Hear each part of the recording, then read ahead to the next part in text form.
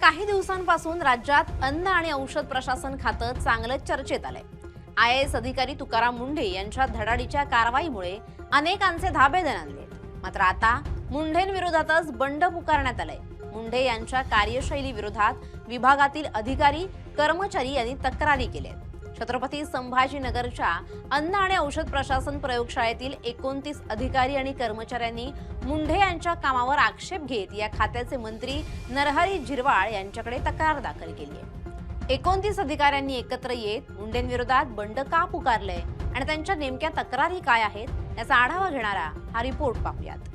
नमस्कार, मी मृणाली पिळणकर। अन्न आणि औषध प्रशासनाचे आयुक्त आणि धडक कारवाईसाठी प्रसिद्ध असलेले IAS तुकाराम मुंढे यांच्या कडक कार्यपद्धती विरोधात छत्रपती संभाजीनगर येथील राज्य प्रयोगशाळेतील तब्बल 29 अधिकारी आणि कर्मचाऱ्यांनी अन्न आणि औषध प्रशासन मंत्री नरहरी झिरवळ यांच्याकडे थेट लेखी तक्रार दाखल केली आहे। 15 जुलै रोजी या अधिकाऱ्यांनी मुंढेंविरोधात विशेष निवेदन सादर केलंय। या निवेदनामुळे प्रशासकीय वर्तुळात आता मोठी खळबळ उडाली आहे। तुकाराम मुंढे यांनी पदभार स्वीकारल्यापासून अन्न आणि औषध भेसळ रोखण्यासाठी राज्यभरात मोठ्या प्रमाणावर कारवाया सुरू केल्या आहेत। या कारवायांमुळे प्रयोगशाळेत तपासणीसाठी येणाऱ्या नमुन्यांची संख्या प्रचंड वाढली आहे। त्यामुळे प्रलंबित कामांचा डोंगर वेगाने उपसण्यासाठी मुंढे यांनी प्रयोगशाळेत काही नवीन नियम लागू केलेत। मात्र योग्य पूर्वतयारीशिवाय घेतलेल्या या निर्णयांमुळे कर्मचाऱ्यांवर प्रचंड मानसिक आणि शारीरिक ताण वाढलाय। आता या 29 कर्मचाऱ्यांनी पत्रात उपस्थित केलेले मुद्दे म्हणजेच नेमक्या तक्रारी काय आहेत यावर आपण एक नजर टाकूयात। पहिली आहे तक्रार, ती म्हणजे अचानक 2 शिफ्टमध्ये काम।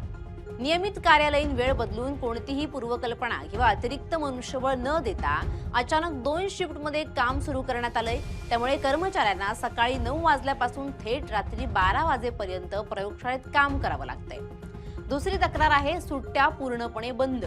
कर्मचाऱ्यांचे साप्ताहिक शनिवार, रविवार आणि इतर सर्व सार्वजनिक सुट्ट्यांचे हक्क रद्द करून त्यांना सक्तीनं कामावर हजर राहण्याचे आदेश देण्यात आले आहेत। तिसरी तक्रार आहे अपुऱ्या पायाभूत सुविधा आणि रिक्त पदं।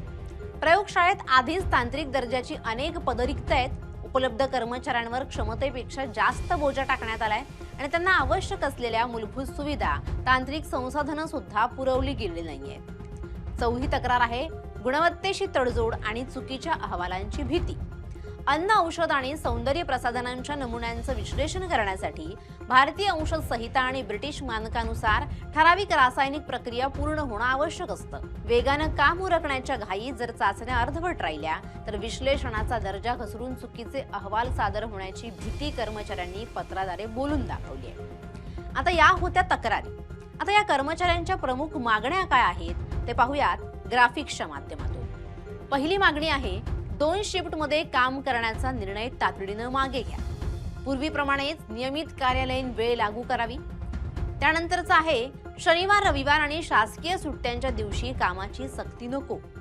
चौथी मागणी आहे वाढीव कामासाठी आवश्यक अतिरिक्त मनुष्यबळ भरावं। पाचवी मागणी आहे कर्मचाऱ्यांना नियमानुसार योग्य भत्ते आणि सुविधा द्याव्यात। आणि 6वी मागणी आहे प्रलंबित नमुने निकाली काढताना चाचण्यांच्या गुणवत्तेशी तडजोड करायला भाग पाडू नये।